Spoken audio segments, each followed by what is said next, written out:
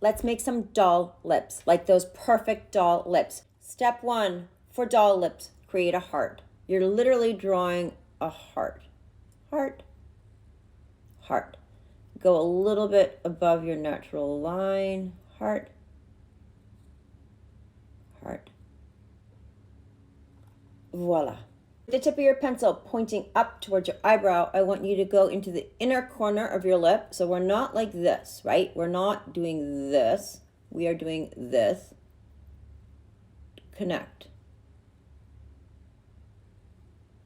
Notice I'm on the inside of my lip. I'm not on the outside. Same thing over here. Connect.